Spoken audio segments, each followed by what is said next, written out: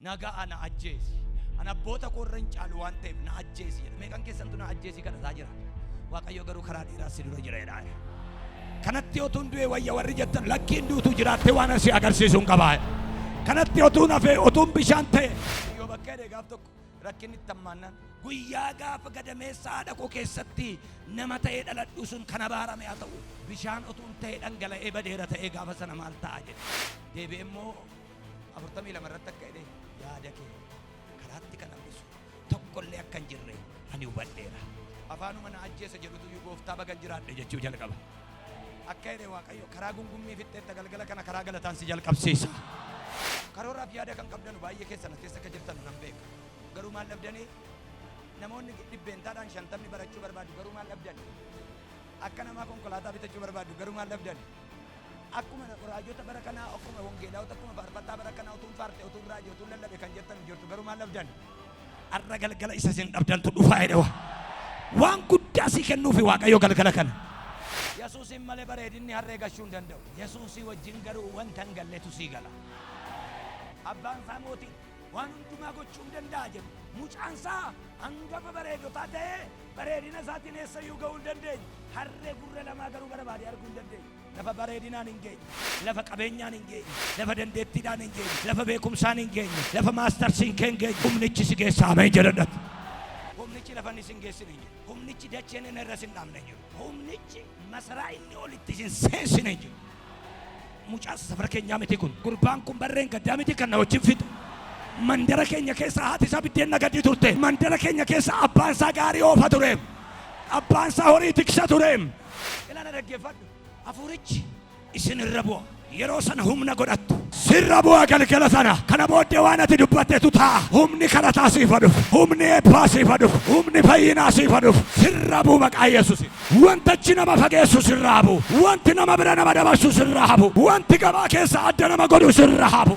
Humna rakkinicha keessatti hin baatu. Humna liqii sana keessatti hin baatu. Humna liqeeffachuu keessaa ba'anii liqeessu ittiin jalqaban. Humna namoota ittiin gargaartu. Humna haadha hiyyeessaa lafaan ittiin kaastu. Humna argattu. Humnichaan immoo amma andaara lafaatti adeemtu. Karaatti namni nafne tokko iyyee maraate ameen naana jedhu. Yeroo hafuurichi sirra bu'u waanumati dubbattetu ta'a. Yeroo hafuurichi sirra bu'u waanumati jettetu sirra ta'a. Namni tokko iyyiiti ameen ameeni.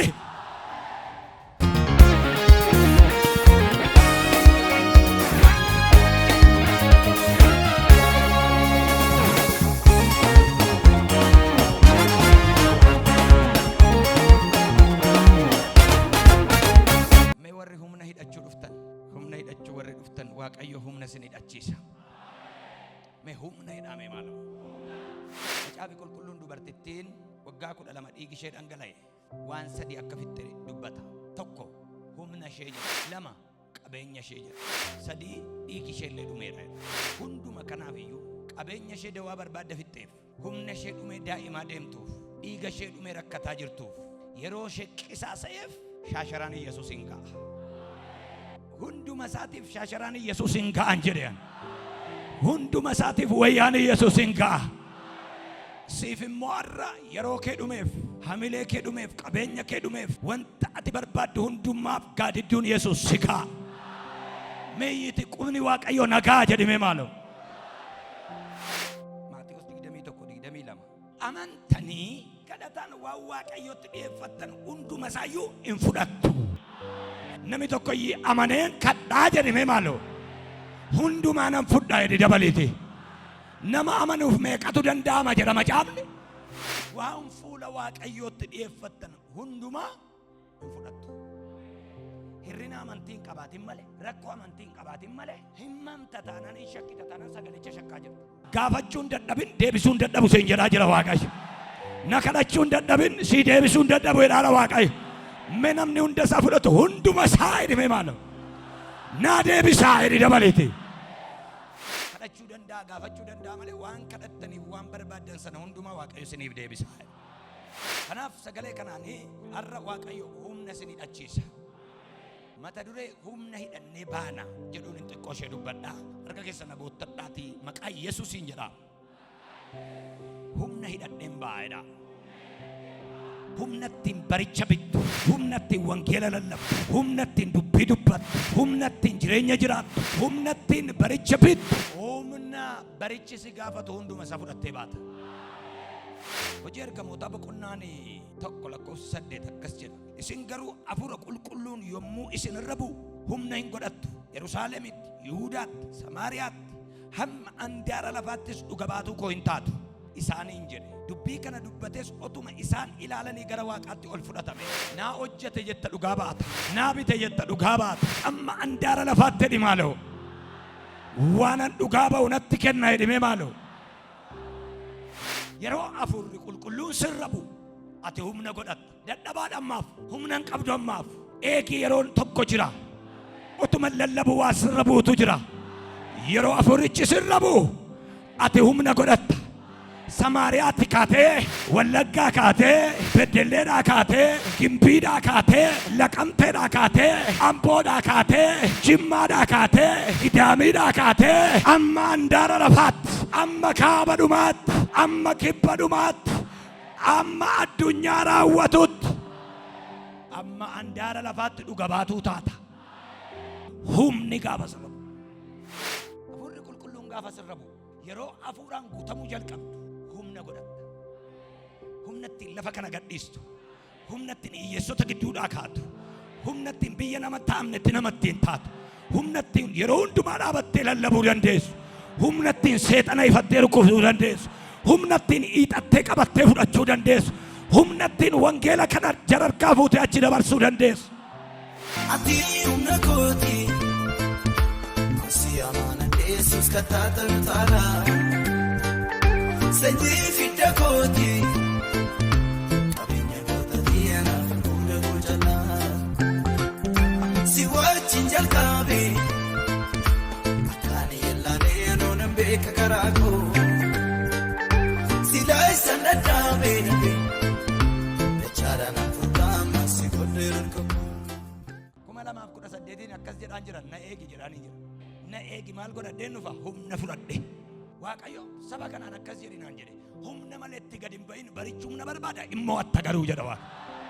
Bara Saamu'eel raajicha turetti Saa'ol namichi jedhamu ilma Qiish kan ta'e. Qiish mootiidha. Garuu mucaan isaa Saa'ol nama gateettii bal'aatiif nama bareedaa. Bareedaan akka Saa'ol Yerusaalem hunduma keessa hin jiru. Waan hundumaa gochuu hin danda'a jedhe. Harree gurra lamaa garuu barbaade arguu hin dandeenye. Mucaan isaa hangafa bareedotaa ta'ee bareedina isaatiin eessayyuu gahuu hin dandeenye. Lafa bareedinaan hin geenye, lafa qabeenyaan hin geenye, lafa dandeettiidhaan hin geenye, lafa beekumsaan hin geenye, lafa maastarsiin hin geenye. Humnichi si keessa ameen jedhadhatti. Miyyiti humnicha jedhime maalo.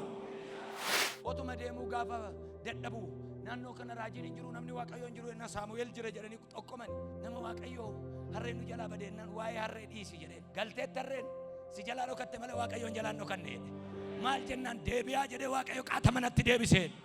Gaafati yaada kee gara Waaqayyootti deebisu. Gaafati daggala keessa joonja'uu dhiistee gara nama Waaqayyootti naannessitu. Gaafati gabaasa galirraa dhiistee natti hafu jettee fuula kee gara Waaqayyootti naannessitu. Harroonni gara mana keetti naanna'aniiru.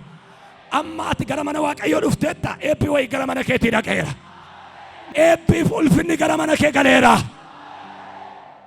Gaafa nasa deemaa ture jedhe. Eebbi gara mana kootta deemaa ture jedhime maalo. Gara mana kootti dabaliiti abboo. Galgala kana otoo atasi ameen jettu eebbi tokko mana kee keessa iddoo barbaade lafa qaba. Daggala keessa deemuu dhiisee guyyaa 3 guyyaa 4 barbaadee dadhabeetu yaada koo gara Waaqayyootti naanneffadhaa jedhe. Bakka gara nama Waaqayyoo deemee dhufuun qabaa jedhe. Nama Waaqayyoo bira dhage gaaffii tokkoon qabaa, gaaffii harreen qabaa, qabeenya badeennaan galaniiru jedhe. Gaafa tajjaas gurra kee naanneffattu isheen immoo gara mana keetti naannefteetti. Ati ganaan asii fuudhee gala ittaam. Ati ganaan asii argadha ittaam. Waaqayyo akka ilaalu sabbar seenaa mana galeera kan kee. Miidhaginni isaa gatii akka hin qabne, funyaan isaa gatii akka hin qabne, nyaarri isaa xiqxiq jedhe gatii akka hin qabne, miidhaginni isaa waan tokko akka hin fayyadne gaafa baruu eessan naqaa jedhe. Amma yaada koo gara mana Waaqayyootti tan qajeelchadha jedhe. Yesuusin malee bareedinni harree gashuu hin danda'u. Yesuusii wajjin garuu wanta hin galletu sii gala. Dhaqeetu gaaffii hin qabaa innan lafa kaa'ii gaaffii kee jedhe. Waa'ee harrootaa ta'e innan gaafati gara Waaqayyootti yaada kee deebifattu. Gaafumati gara mana kootti miila kee naannessitu. Harroonni kee mana ga'aniiru. waan isin cannaqamaa fi dhuftan hin beeku ergaan garuu kanuma keessan as keessa saa ol hin jiru sumaan jedhaa jira Waaqayyo waan itti mataa cabaa dhufte hin beeku garuu akka jedha deebi'eera kan ka'edha Waaqayyo abbaan wangeela kana ana miti abbaan wangeelichaa siin jedhaayira akka jedhu abbaan wangeelaa deebiin sii deebi'eera innati barbaacha dhufte sii gadhiifameera naa gadhiifameera jedhi maaloo gadhiisisi naa gadhiifameera jedhi abo mee humna hidhadheen baa jedha gaafa afurri Waaqayyoo sinirra bu'u maal argattu humna argattu humnichaan immoo amma andaara lafaatti adeemtu karaatti namni nafne tokko iyyee maraate ameen naana jedhu namni qixa lamaanii galaana walakkaatti nafne ameen naana jedhu humnichi lafanni sin geessine hin jiru humnichi dacheen inni irra sin dhaabne hin jiru humnichi masaraa inni olitti sin seensine hin jiru sana booddee isaa oliin akka jedhe Waaqayyo guyyaa murameef akkati dhuftu natti mee Waaqayyo qalii qopheessi lafa kaayinaan jedhee ture anis qalee qopheessee isa ittoo toshutti sii kenneen ture taa'iitii nyaadhu jedheen maal isa sii qophaa'e eewnaa qopheesseedha namooti soddomni isa dura dhaqanii mana raajichaatti ol galaniiru gaafa isaa ol dhaqee ol galu garuu akkas jedhe isa ittoo qopheessutti naanna'e namicha kanaaf isaan lafa kaayisiin jedhe gadi baaseedha isatti hin bu'amne dubbasaa isa jabaasaa dugdasaa dirrasaa fidiyaa nyaatuu jedhe sana booddee Waaqayyo fideme warri kaan waama tokko nyaataniiru waan naasaatu sii ba'a galgala kana gadi galgala kana isa sii qophaa'e fuudhii nyaadhu maqaa isa sii qopheesse si nyaachisa fuudhii nyaadhu maqaa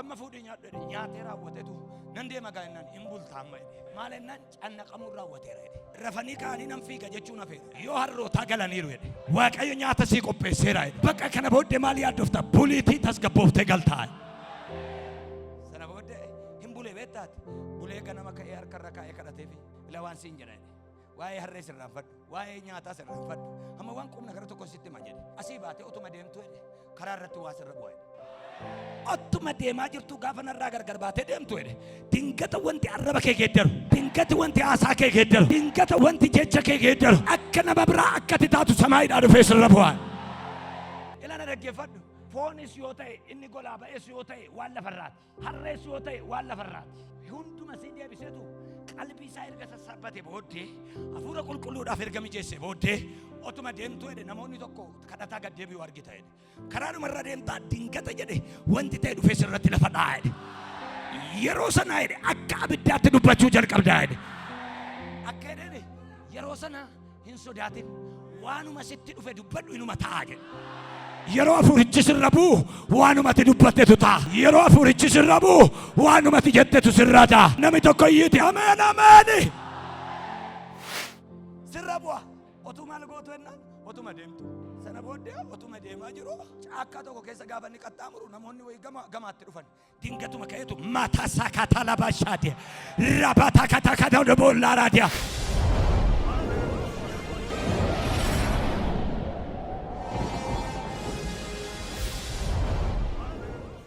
yaadannoo isaan qayyarame wanti inni ittiin fakkaruun qayyarame waa'ee miidhagina isaa guyyaa sanaa kaaseen dubbanne hamma jedhe ani nama Waaqayyoon filatamedha amma jedhe nama dubbiin afaan isaatii ta'uu fidhaane kana booddee jedhe nama waamnaan na jalaa wanti nageenya hin jiru kana booddee jedhe ani gabaanan dhaabadhe eebba qabaa jedhe kana booddee kadhanni koo fuula Waaqayyootti fudhatama qaba kana booddee jedhime maalo si'achi jedhime maalo namicha kaleessa funyaan koo konkona jedhutu hamma Yesuus koo gooftaadha jedhe namicha kaleessa ani koo eenyullee gita koon geessu gateetti koo biran geessu jedhutu abbaa koo eenyutu gitaa jechuu jalqaba namicha kaleessa afaan ingiliffaatti of jajutu amma kun omraata sapporraa diyaanoofeena ingiliffarra ibraayisxiirra seen caalaa jedhe namoonni gadi baan akka jedhani eessaa fide namichi kun humna akkasii hin beennu ilma qiish miti safara keenyatti guddate miti Yesuusin akkas jedhani hin beennu kun Yesuus namicha Naazreet isa ilma xaraabii sana miti ilma sooftucha sanaa miti ilma Yoosef miti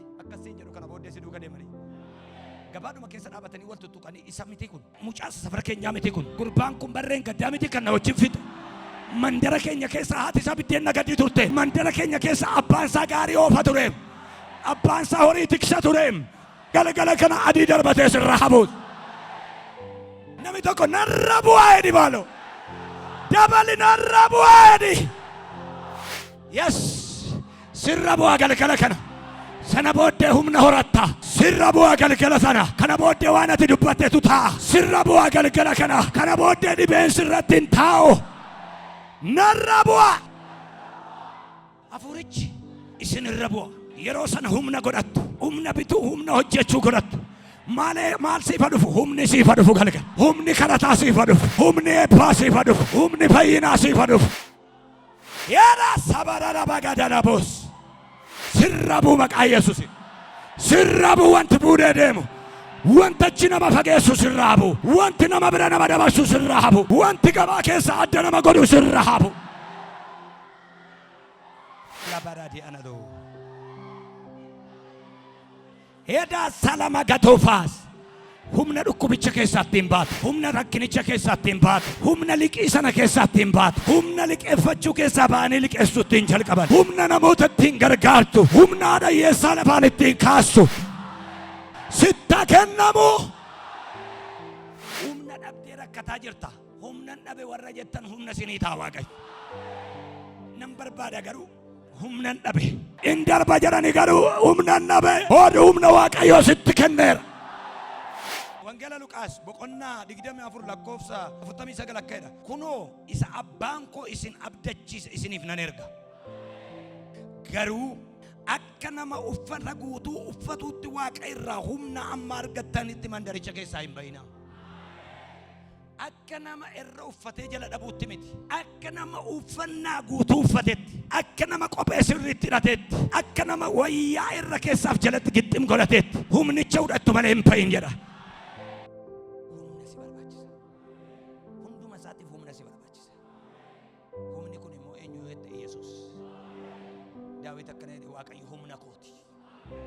Sirrabu akka shaasharaan Eeliyaas Elsaa'i irra bu'e sirras immoo waa habu. Isa abbaan koo sin abdachiise. Dhaqeensi ni erga. Hafuurri koo hin dhufa. Abbootii irraan dhufa. Kan namatti tolu hafuurri Waaqayyoo gaafa dhufu under 15 hin jedhu. Under 20 hin jedhu. Abbootiin hin argu. Haadhotiin hin argu. Obboloonni dargaggoonni hin argu. Raajota kan dubbatan jiru. Mul'ata kan argan jiru. Hunduma isaaniitiif nan ergaa jedhe. Warri ja'anii ka'anii socho'uu hin dandeenye jaarsoliin ciisanii abjuu argu jedha. Karoora fi yaada kan qabdanu baay'ee keessan keessa akka jirtan nan beeka. Garuu maal dhabdanii? Namoonni dhibbeentaadhaan 50 barachuu barbaadu garuu maal dhabdan? Akka namaa konkolaataa bitachuu barbaadu garuu maal dhabdan? Akkuma raajota bara kanaa akkuma wangeelaawota akkuma faarfattaa bara kanaa utuun faarte utuun raajii utuun lallabe kan jettan jirtu garuu maal dhabdan? Arra galgala isa sin dhabdantu dhufaa jedha. Waan guddaa si kennuufi Waaqayyo galgala kana. Birrii duwwaa si kennaan jiru Waaqayyo. Qabeenya wayii si kenneen si fayyisee si gadhiisa jedhaan jiru. Isa abbaan koo isin abdachiise amman isiniif kennutti hin deemina. Macaafa qulqulluu qabattanii kan jirtan ammas tokkoffaa moototaa boqonnaa 19 lakkoofsa 1 amma 8 akka jedhu. Yommus Eeliyaas sodaatee lubbuu isaa oolchachuuf ka'ee baqate. Yihuudaa keessa mandara Bersheebaa yommuu ga'e Naa'oo isa achitti gatee ofii isaatii lafa onaa keessa adeeme. Adeemsa guyyaa tokko erga adeeme booddee muka akka dhandhansaa tokko jalaa hin taa'e. Achittis ani abboota koo irra waan ani wayyineef amma nagaatii dadhabeera. Yaa Waaqayyo na ajjeesi jedheen kadhate. Inni mukicha jala gadi ciisee rafaa utuu jiru kunoo ergamaan Waaqayyoo tokko dhufee isa rurrukutee ka'iitii nyaadhu ittiin jedhe. Yommus Eeliyaas dammaqee asiif achi ilaalee bixxillee barbadaa abiddaa irra jiru tokkoo fi bishaan cuggee tokko mataa isaa duraa in argate. Ka'ees bixxillicha nyaatee bishaanichas dhugee deebi'ee rafe. Ergamaan Waaqayyoo sun si'a lammaffaa deebi'ee gara isaa dhufe. Isa rurrukute. Karaan fagoo waan si dura jiruuf ka'iitii nyaadhu ittiin jedhe. Eeliyaas yommus ka'ee in nyaate in dhuges. Humna nyaatichi kenneefis guyyaa 40 halkan 40 amma Siinaa tulluu Waaqayyootti ittiin adeeme jedha. Humna gaafa sana biddeen sana nyaatee argateen amma gaara Waaqayyoo amma tulluu Siinaatti in adeeme jedha. Namichi kun nama sodaatee mootii sodaatee haadha manaa mootii sodaatee nama baqataa jirudha. Abaqatu iyyuu malee Naa'oo isaa qabatee otuu deemuu in dadhabe. Lafa onaa keessa deemaa jira waan ta'eef gara lafa onaatti gaafa ba'uuf ka'u mandara wayiitti gatee sokkeedha. Otuu deemuu akka guyyaa tokko deemeetu of dadhabee kufe muka jalatti. Muka akka dhandhansaa jala taa'ee kadhata isaa sinitti hima. Yaa Waaqayyoo nagaa ana ajjeesi. Nagaa ana ajjeesi. Ana abboota koo irra hin caalu waan ta'eef na ajjeesi jedha. Meeqan keessantu na ajjeesi kadhataa jira. Waaqayyo garuu karaa dheeraa si dura jira jedha. Kanatti otuun du'e wayya warri jettan lakkiin duutu jiraatte waan asi agarsiisuun qabaa. Kanatti otuun hafee otuun bishaan ta'e iyyoo bakkee deegaaf tokko rakkinni tammaannan guyyaa gaafa gadameessa haadha koo keessatti nama ta'ee dhaladhu sun kana baarame haa ta'u bishaan otuun ta'e dhangala'ee badeera ta'ee gaafa sana maal ta'a jedhe deebi'ee immoo 42 irratti akka jedhe yaada kee karaatti kan hambisu tokkollee akka hin jirre ani hubadheera. Afaanuma na ajjeesa jedhutu iyyuu gooftaa bagan jiraadhe jechuu jalqaba. Akka jedhe Waaqayyo karaa gungummii fixxeetta galgala kana karaa galataan si jalqabsiisa. Eeliyaas rakkina isatti dhufaa jiruuf isatti dhufe baqatee otuu adeemuutu lafa onaatti ba'e. Lafa onaa sana keessa taa'ee mucaasaa gateera, abdiitti kuteera. Sana booddee muka jala taa'ee waan dadhabeef beellis deemsis waan itti cimeef irribisa fudhateedha. Ergamaan tokko dhufee rukuteetu ka'iitii nyaadhuutii dhugi jedhe. Waan nyaatuuf waan dhuguun qabu ture. Inni du'a kadhata. Garuu biddeena barbadaa biddaa keessaa kaa'ee fi bishaan mataa dura kaa'ee fi deeme. Ergamaan Waaqayyoo eenyuun akkasii ergeen beeku malee si ergeera. Ergamichi si wajjin dhimma hin qabu. Isaa wajjin waan dhimma qabuuf garuu abboomamee si fida. Galgala kana ergamaan inni tokko qabee yoo si jalaa ture inni lammaffaan maaliif jalaa tursite jedhee dhufee harkaa fuudhee si fida. Daani'eel gaafa inni kadhata dhufee jilbeenfatu ergamaan Gabri'eel fuudhee fi otuu deemu Lusiifar inni Roomaa gargaaru suni karaatti danqee jedha. Ergamaan Mikaa'el inni aboo qabeessi sun garuu dhufee lolee jedha. Galgala kana eenyuuf akka ta'e hin beeku malee sii lola Waaqayyo. Kan sii lolutti immoo isa siif qopheesse fidee dhufee harka kee keessa ka'a. Ergama kushiinaa galee Eeliyaasiif biddeena toshee bishaan waraabee fidee bira kaa'ee karaa dheeraas si dura jira ka'iitii jedha. Nyaatee deebi'ee ciisee indaganaa deebi'ee karaa dheeraas si dura jira ka'iitii deema. Iyyiitii si dura karaa dheeraa jira jedhiin maaloo. Amma handaara lafaatti adeemta jedhiin dabaliti. Amma eessaatti? Amma Ameerikaatti? Amma Jarmanitti? Amma eessaatti? Biddeenichas ka'ee nyaate, bishaanichas ka'ee dhugee galateeffataa hamma gaara Waaqayyootti, hamma gaara Siinaatti biddeena gaafa sana nyaate bixxilleedha jedha Macaafi Qulqulluun. Bixxillee Waaqayyoo gombisaa kee caala. Bixxillee Waaqayyoo isa tikaazinaa kee irraa qabdu caala. Gombisaa tokko fixxa'utu kan kee ta'e kan Waaqayyoo garuu tokkichaan tabba si baasa. Isayyuu maal ittiin beebeetta irraan gadee seete amma gaara Siinaattiidha. Irraa oleedha garuu guyyaa 40 halkan 40 nan dadhabe jedheen beeku taa'ee hin beeku muka jala taa'ee hin beeku bishaan dheebotee hin beeku biddeen beelaa hin beeku. Eeliyaas biddeena gaafa sana nyaatee bishaan gaafa sana dhugeen halkan 40 guyyaa 40 inni olii dhufe hunduma caala. Waaqayyoon biraa bishaaniif minaan kee citee siif gadhiifamu maqaa Yesuus. Waaqayyoon biraa bishaaniif minaan kee citee siif gadhiifamu maqaa Yesuus. Inni olii dhufe hundarra caala. Waaqayyoon biraa bishaaniif minaan kee gadhiisiseera galge. Biyyiti humna jedhime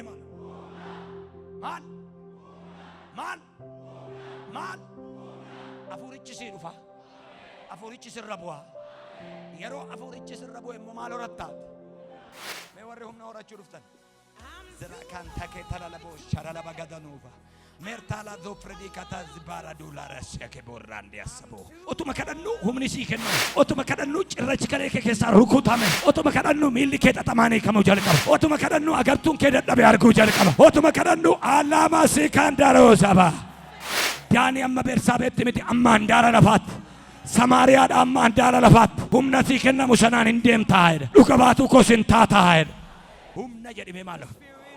Sagalee Waaqayyoo humna namaati. Waaqayyo jabina keeti. Waaqayyo irree keeti. Iyyiti humna jedhi dabale. The good news. Irree Waaqayyoo afuricha sitti waameera. Dibaticha sitti waameera. Humnicha sitti waameera. Irree Waaqayyoo saafidda sitti waameera. Lakata kata tooba. Rabatele berede bessa. Labrande lakastubia. Resto blarante akadoba. Abirdi bolarante amosebeya. Animana mana masiala bora. Wanittina demtu wanittin fayitu. Libarre bodanda la bosadia. Wanittin fayitu kantara biala. Wanittina demtu kantara la boya.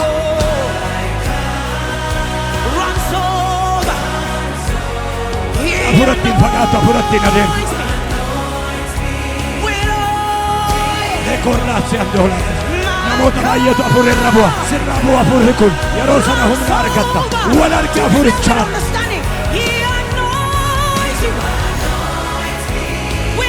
Abaarsi sanyii kan isaan hin dandeenye. Lolli kan isaan hin dandeenye. Goota wangeelaa ta'anii kan ka'an. Abaarsa kuteera. Abaarsa kuteera. You are anointed for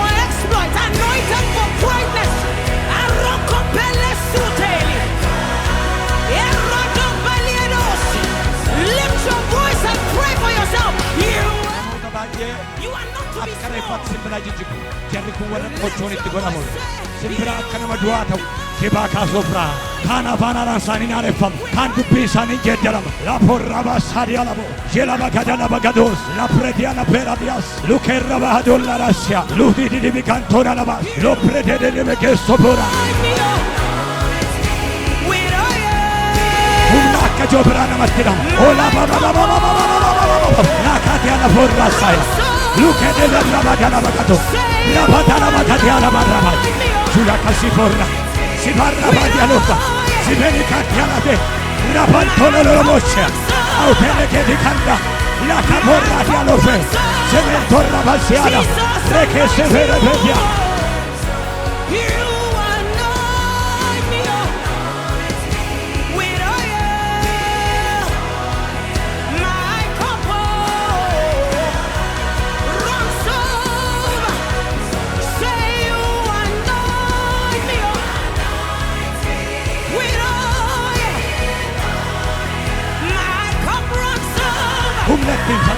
Humna Hidhannee Jesus anoints you with oil, with oil, with oil. Lepradiana perra la bagadorra bahadina bagad. La parradia ola sabe kadia bagador. Humna Hidhannee nagadu, humna Hidhannee baratu, humna Hidhannee hojjatu, humna Hidhannee lallabu. Sitti kenneera.